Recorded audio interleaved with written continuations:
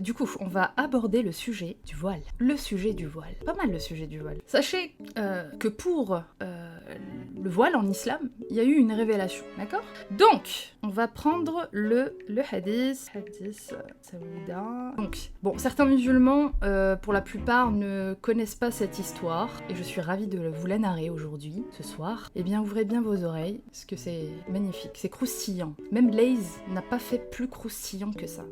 Allez, c'est parti. Je sais, je vous fais patienter, je vous fais du suspense. Donc c'est Sahih al-Bukhari. Donc Aïcha rapporta que Saouda, qu'Allah soit satisfait d'elle, sortit dans les champs pour répondre à l'appel de la nature.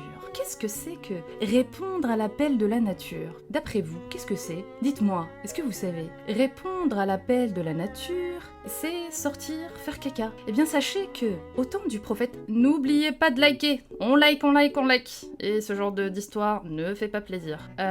Donc on like, s'il vous plaît, on tapote. Donc, répondre à l'appel de la nature, au 7e siècle, il n'y avait pas de toilettes. La chance qu'on a aujourd'hui d'avoir des WC, y aller quand on en a envie, voilà. Eh bien, à l'époque du prophète, les femmes n'avaient pas ce luxe, voilà.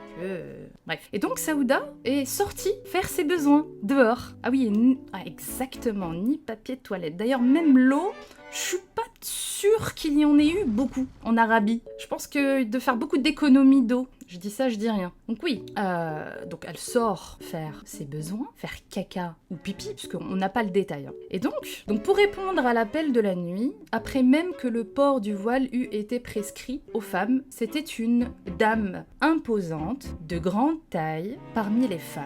Donc Saouda, c'est la 2e femme du prophète, sallallahu alayhi wa sallam. Et donc, cette femme était grande, a été élancée, et elle était, on l'appelait Saouda, de par sa couleur de peau. Voilà, de par sa couleur de peau, Saouda. Voilà, Saouda, c'est des tons très sombres. Voilà. Donc, je continue. Et elle ne pouvait se cacher de qui la connaissait. Ça veut dire qu'en fait, on la reconnaissait très très vite. Omar bin Khattab la vit et dit « Saouda, par Allah, tu ne peux te dissimuler à nous. C'est pourquoi tu devrais faire attention quand tu sors. » Elle, Aïcha, dit. Elle retourna, donc elle repart chez son mari, le prophète. Le messager d'Allah, sallallahu alayhi wa sallam, était chez moi à ce moment. Donc il était chez Aïcha. Il mangeait son repas et il avait un os dans la main. Elle, Saouda, s'inclina et dit « Messager d'Allah, je suis sortie et Omar m'a dit ceci et cela. » Comme quoi, il l'a vu faire caca dehors. Voilà. Elle était gênée, la pauvre. T'imagines, tu sors faire caca, pipi,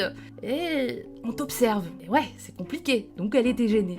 Il dit, donc le prophète, « La permission vous est garantie que vous puissiez sortir pour faire vos besoins. » Et c'est là que la révélation du voile, ding dong, Allah a fait descendre donc le verset qui concerne le voilement des femmes, ok? Quand je vous dis que c'est croustillant dans le sens gênant, c'est gênant. Je comprends. Je comprends que les musulmans soient gênés par ce genre d'histoire. Je comprends. C'est jamais facile d'être fier, de se dire ouais, c'est ma religion. Je comprends. Donc ça, c'est un hadith sahih, magnifique. Donc, je rembobine l'histoire du début. On a Omar qui se balade dans le chalet, donc dehors, voilà. Et donc, il aperçoit Saouda sortir faire ses besoins, puisque justement il n'y avait pas de toilette. Il n'y avait pas de toilette, il n'y avait pas de PQ, ni de chasse d'eau. Il n'y avait pas tout ça. Aujourd'hui, les femmes, elles ont ce luxe aujourd'hui. Donc pourquoi vous portez le voile? Allège, vous avez des toilettes aujourd'hui. Tu peux aller aux toilettes sans que personne ne t'importune. C'est pour ça qu'on vous raconte. C'est pour cela qu'on vous raconte le contexte du voile. Parce qu'il n'y a plus aucune raison de porter ce voile. Il avait une spécificité. Il y a une autre raison, c'est aussi pour différencier la femme esclave et la femme libre. Et aujourd'hui, on en convient qu'il n'y a plus d'esclaves. Il y avait les femmes libres, donc les femmes libres qui étaient les femmes des croyants, donc les musulmanes quoi. Et vous aviez aussi donc les esclaves S. Et donc pour faire la différence entre la femme libre qui est la musulmane et la femme S, voilà, et il fallait que celle qui est musulmane se couvre pour pas être embêtée. Parce que oui, à l'époque, c'est ce qu'ils faisaient.